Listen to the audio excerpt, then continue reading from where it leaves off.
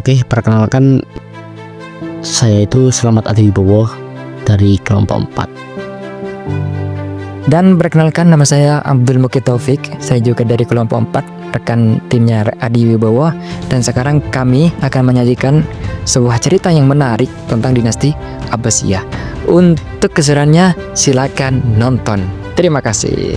Over Selamat 1,000 menonton. years ago, the Islamic Golden Age shone brightly, transforming the world with its advancements in science, medicine, and philosophy. At the heart of this era were scholars such as Al-Khwarizmi, the father of algebra, and Ibn Sina, whose medical texts were used for centuries. Knowledge flowed freely across the Muslim empire, making it the intellectual hub of the world.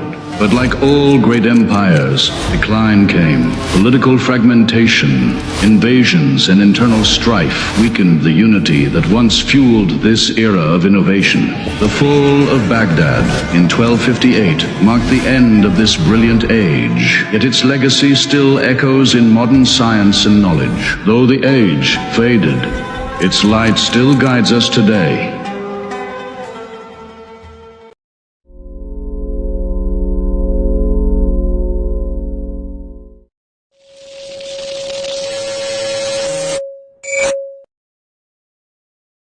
Gini kan aku pertama kali itu membuka buku dan ada sejarah dinasti Abbasiyah.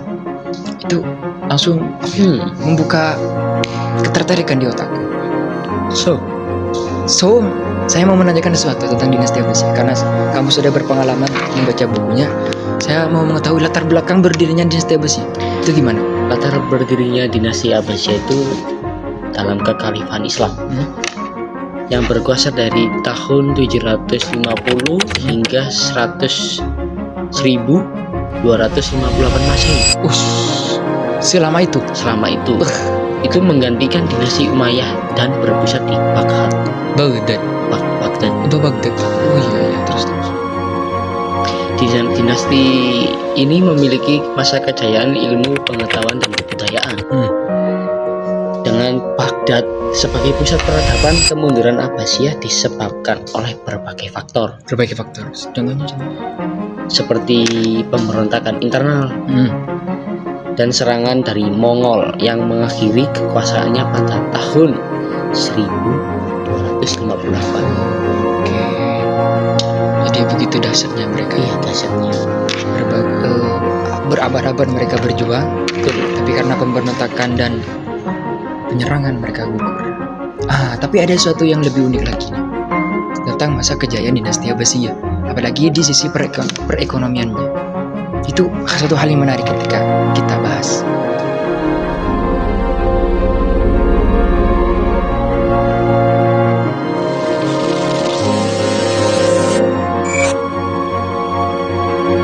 Kamu kenapa kok tanya aku? Padahal kan kamu lebih tahu.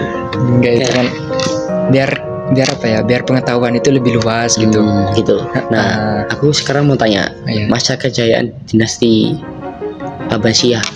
Masa kejayaan dinasti Abbasiyah. Iya. Itu hal menarik yang kita akan bahas. Masa kejayaan dinasti Abbasiyah itu dimulai dengan mereka mengembangkan perekonomian. Apalagi mereka juga berkontribusi dalam ilmu pengetahuan. Buset.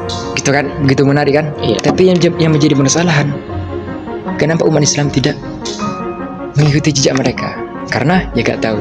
Itu diskusikan lain aja. Iya. Sekarang kita ceritakan masa kejayaan dinasti Abbasiyah. Pertama, kejayaan dinasti Abbasiyah itu terbangun ataupun difondasikan oleh ilmu pengetahuan. Jadi pada masa itu dinasti Abbasiyah itu fokusnya itu pada ilmu pengetahuan, apalagi dibuktikan dengan berdirinya perpustakaan terbesar. Baitul Hikmah. Masa? Iya.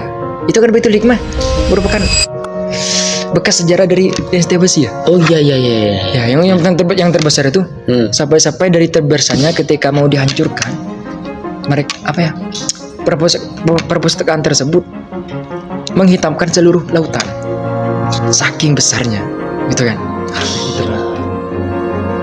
Langsung kita lanjut ke perekonomian. Perekonomiannya tidak kalah seru. Ada lagi, tidak kalah seru. Di sini dicatat di sebuah catatan ataupun sebuah informasi bahwasanya mereka membangun perekonomiannya lewat berbagai hal. Contohnya salah satunya perdagangan.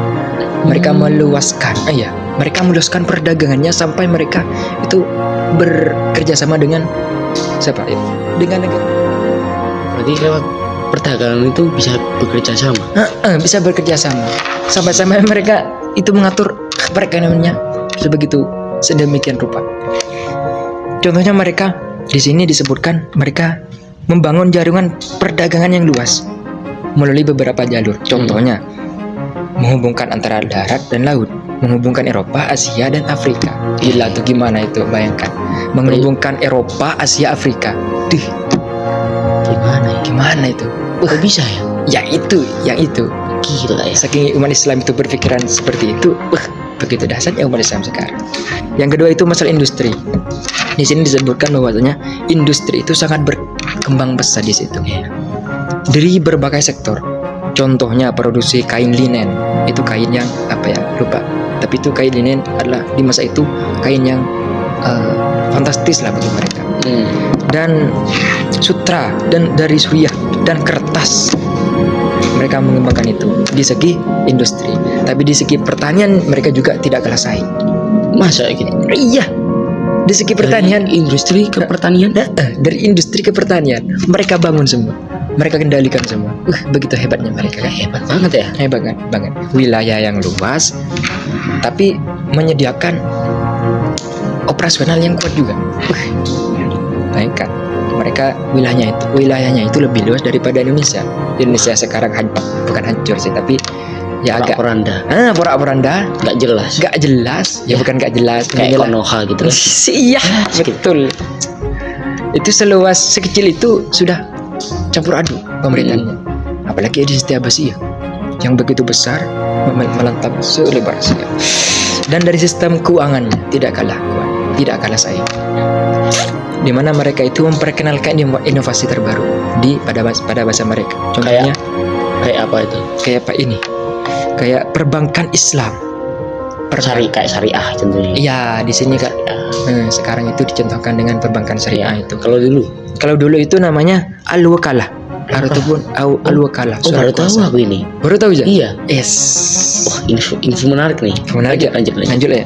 Seperti al-wakalah ataupun dalam bahasa Indonesianya itu surat kuasa di sini artinya. Dan al-sarf. Apa itu al-sarf?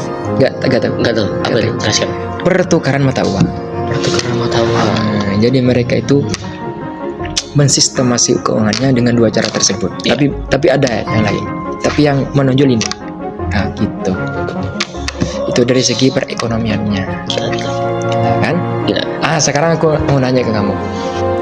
Itu kan kita sama-sama tahu kan, sama-sama sharing. Ini kan tujuannya untuk kita lebih memperluas ilmu gitu kan. Betul. Itu kan ada tokoh-tokoh berpengaruh itu pada masa dinasti Abbasiyah. Ya. Itu kan kamu tahu kan? Tahu kan? Tahu banget. Oke, coba. Saya mau tahu.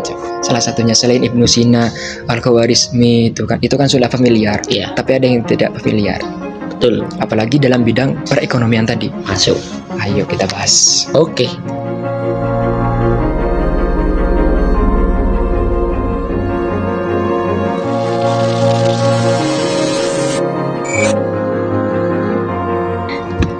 Contohnya itu seperti Abu Yusuf. Gimana itu ceritanya? Itu tokoh-tokoh kunci dalam sistem ekonominya. Nah itu Abu Yusuf itu bisa menguraikan perpajakan dan peran negara. Oh ya, berperan dalam negara. Perpajakan. Oke, terus siapa tadi? Dan ada satu lagi itu namanya Al-Syaibani kalau nggak salah. Al-Syaibani. Bener? Iya. Dia kayaknya. Iya, aku ingat. Itu yang membahas pasar bebas. Terus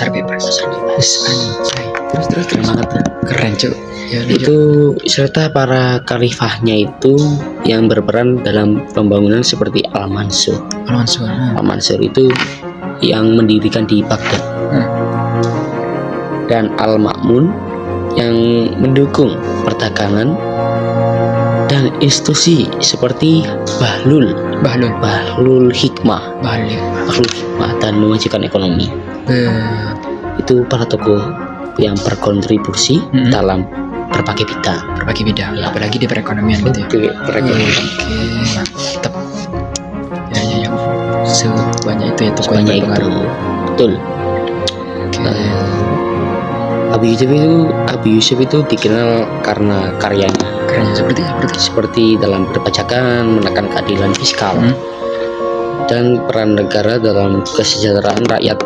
Itu pemikirannya dianggap kayak sebagai dasar awal atau bisa disebut canon of taxation. Anggaplah kalau sekarang modern itu ya. Ya, Oke. untuk Al-Syaibani itu prinsip dasarnya tuh kayak bebas dengan pengawasan moral, Bebas dalam iya, serta berkontribusi pada pengembangan ekonomi Islam. Yes. Nah, kontribusinya itu ya. Kontribusinya.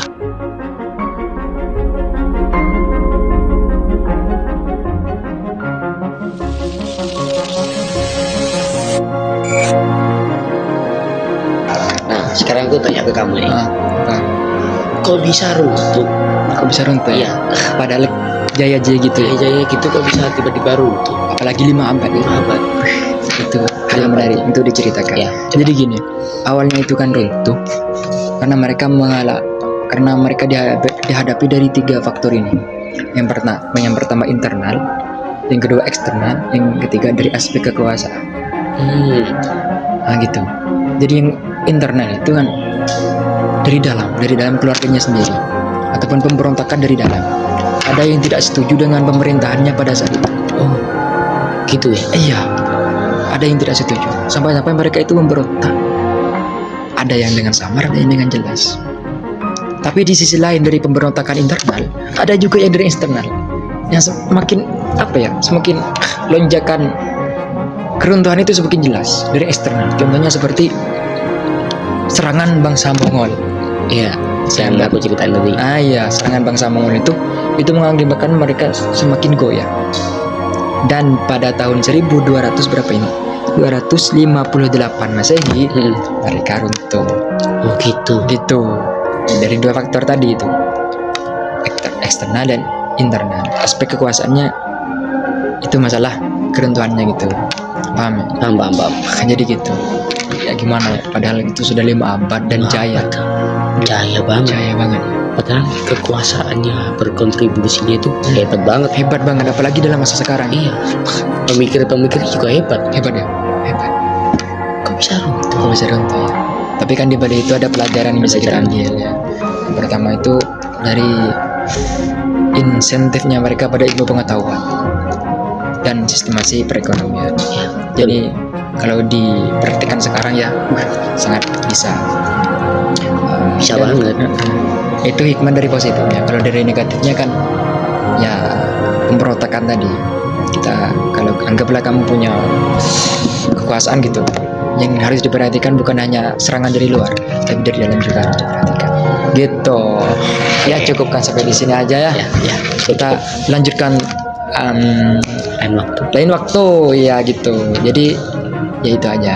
Ya, siap. Terima kasih Terima karena kasih. sudah menemani. Siap. Terima kasih. Ya sampai di sini aja. Terima kasih. Oke.